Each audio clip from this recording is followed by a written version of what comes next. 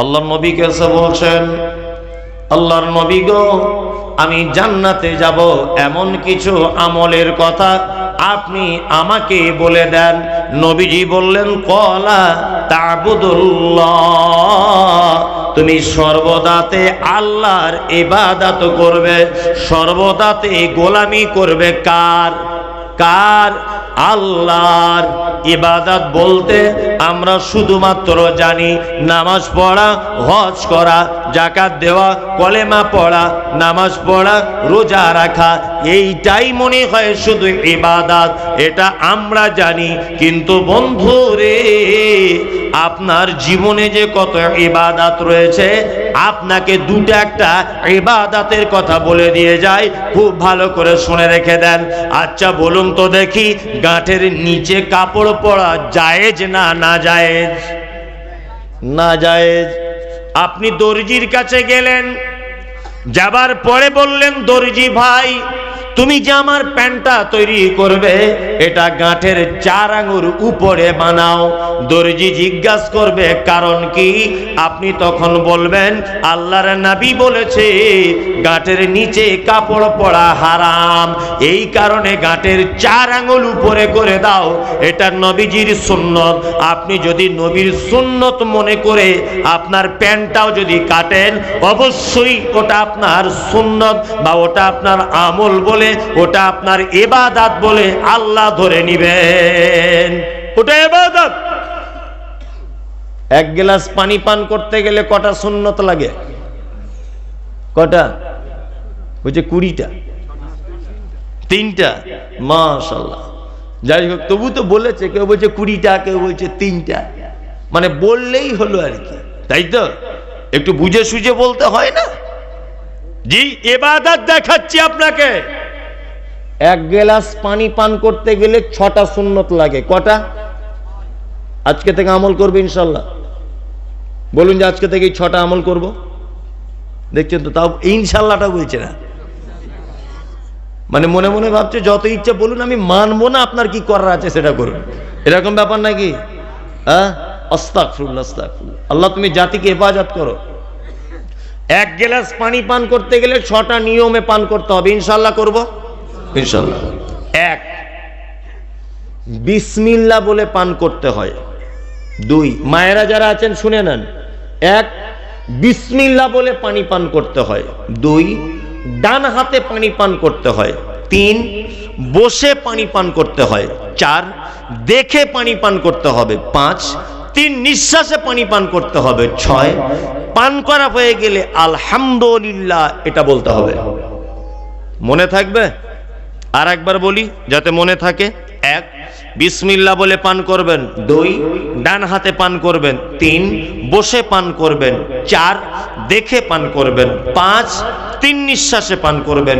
6, পান করা হয়ে গেলে আলহামদুলিল্লাহ এটা বলবেন। যদি 1 গ্লাস পানি যদি আপনি 6টা নিয়মে যদি পান করেন, ইনশাল্লাহ পানি পান করার কারণে নেকি পাবেন কি পাবেন না? পাবেন, পাবেন। মেয়েরা যারা বসে আছেন, বাড়িতে বরকত হয় না তো, শুধু ইনকাম করে আনছে আর মেয়েরা বলছে নাই নাই নাই নাই, বুঝলেন না? ওই জন্য আমি আমার বউকে মাঝে সাঝে আনোয়ারা বলে ডাকি, মানে মজাক করে, নাম অন্য কিছু, আনোয়ারা বলি, মানে শুধু আনোয়ার আনো। বাড়ি গেলেই কাপড় আনো, জুতো আনো, জামা আনো, এই আনো, তেল আনো, খেয়াল্লাবলি আনো, সাবান আনো, ক্রিম আনো, এই আনো, শুধু আনো আর আনো। বরকত নাই বাড়িতে। বরকত আছে? নাই। মনে হয় যে মাসে জানে 1 কোটি টাকা ইনকাম করলে সুবিধা হয়, মনে হয় না? বরকত নাই। বরকত না থাকার কারণ আছে, আমরা সুন্নতের পদ্ধতিতে বাজার ঘাটও পর্যন্ত করতে পারি না। পারি? মায়েরা যারা আছেন, আজকে থেকে আমার এই কথাগুলো মেনে চলুন, ইনশাআল্লাহ আপনার বাড়িতে বরকত হবে। 1, বাড়িতে চাল, আলু, পেঁয়াজ, তেল এখনো 2 দিনের মতো স্টকে আছে, রান্না করা যাবে। তখন আপনার স্বামীকে বলবেন, দেখো চাল প্রায় শেষের পথে, তা কিছু চাল এনে দাও। চাল বাজার থেকে আনলো, যে বস্তাতে 5 কেজি চাল ছিল ওই বস্তাতে চাল ঢেলে দেন, ইনশাআল্লাহ বরকত হবে। 2, তেলের বোতলে এখনো 200 গ্রাম তেল আছে, আপনার স্বামীকে বলুন একটু তেল এনে দেন বাজার থেকে, তেল এনে দিবে, ওই বোতলটাতে আবার ঢেলে দিবেন, বরকত হবে ইনশাল্লাহ। 3, আপনার স্ত্রীকে বলবেন যে হাঁড়ি থেকে ভাত যখন খুলবে চামচটা যেন হাঁড়ির মাঝখানে যেন না ঢুকিয়ে দেয়, তাহলে সাথে সাথে বরকত চলে যাবে। কি করতে হবে? এক সাইড দিক দিয়ে ভাত তরকারি কেটে নিতে হবে, বরকত হবে। 4, আপনার স্ত্রীকে বলতে হবে যে আমাদের দরজা থেকে যেন কেউ কোনোদিন ফেরত না যায়। 5, আপনার স্ত্রী এরকম মেয়ে হতে হবে, বাজার থেকে 2 কেজি খাসির মাংস এনেছেন, 1 কেজি 750 রান্না করবেন, 250 গ্রাম রেখে দেবেন ফ্রিজে ভরে, বরকত হবে। বাড়ি থেকে বাজার থেকে 2টা বেগুন কিনে এনেছেন, 1টা বেগুন রান্না করুন, আর 1টা বেগুন রেখে দেন, রাতে রান্না করবেন, বরকত হবে ইনশাআল্লাহ, হবেই। ভাত খেতে বসেছেন, আল্লাহর নবীর সুন্নত, একটা ঠ্যাং এইভাবে তুলে বসতে হবে, আর একটা ঠ্যাং বিছিয়ে দিতে হবে ভেঙে দিয়ে, না হলে 2টো ঠ্যাং এইভাবে তুলে ভাত খেতে হবে। নাম্বার 2, দস্তরখান ফেলে ভাত খেতে হবে। 1-2টো ভাত যদি দস্তরখানে পড়ে যায়, ওই ভাতটা তুলে আবার খেয়ে নিতে হবে। ভাত যখন খাবেন 3 আঙ্গুল দিয়ে ভাত মাখিয়ে খাওয়ার চেষ্টা করবেন। ক আঙ্গুল? 3 আঙ্গুল। 4 আঙ্গুল 5 আঙ্গুল যেটা ব্যবহার করবেন অসুবিধা নাই, তবে চেষ্টা করবেন 3টা আঙ্গুল দিয়ে মাখিয়ে মাখিয়ে খাবার, ভালো করে চিবিয়ে চিবিয়ে খাবেন। এটা আল্লাহর নবীর সুন্নত বলছে আপনাকে। 3 আঙ্গুল দিয়ে হলো, মাঝে সাঝে করে লোকমা তুলবেন আর বলবেন আলহামদুলিল্লাহ, এটা বলবেন। আর একটু ভিতরে চলে যান, সেটা হচ্ছে এই যে খাবার সময়তে নিজের দিক থেকে খাওয়া শুরু করবেন, বাসন বা প্লেটের মাঝখানে হাত মেরে দিবেন না, বরকত কমে যাবে। এই পদ্ধতিতে যদি আপনি ভাত খান, এই পদ্ধতিতে যদি 1 গ্লাস পানি যদি পান করেন, এই পদ্ধতিতে যদি বাজার ঘাট করেন, ইনশাআল্লাহ এটা আপনার ইবাদত বলে গণ্য করে দেওয়া হবে। চেষ্টা করব আমরা ইনশাআল্লাহ। ছেলেটাকে আল্লাহ নবী বলছেন তাবুদুল্লাহ, এই জান্নাত যেতে চাইছো, সর্বদা আল্লাহর ইবাদত করো, ওয়ালা তুশরিক বিহি শাইআ, কখনোই যেন শিরিক করো না। শিরিক কাকে বলে? এবার আপনাকে বোঝাচ্ছি শিরিক কাকে বলে। আল্লাহর যে ক্ষমতা আছে, এই ক্ষমতা পৃথিবীর অন্য কারো আছে, এটা মনে করা কি শিরিক। রুজির মালিককে, হায়াত মাওয়াতের মালিককে আল্লাহ, সুখে দুঃখে রাখার মালিককে আল্লাহ। বর্তমান কিছু হুজুর আছে, জিলাপি হুজুর আমি নাম দিয়েছি, এই জিলাপি হুজুরেরা বলছে সুখ দুঃখ যদি পেতে চাও তা আমাদের কাছে চলে আসো, আমরা তোমার সুখ দুঃখ সবকিছু দিয়ে দিব। আল্লাহু আকবার বলছে কি বলছে না? আর মানুষ অন্ধের মতো ওদের কাছে যাচ্ছে কি যাচ্ছে না? যাচ্ছে। অথচ সমস্ত কিছুর মালিক কে? আল্লাহ। আমি মালদা স্টেশনে দাঁড়িয়ে আছি, আমি একটা চা এক হাতে একটা বিস্কুট খাচ্ছি, আর আমার এই বন্ধু এ দাঁড়িয়ে আছে প্ল্যাটফর্মের ওই দিকে, আমি আছি এই দিকে।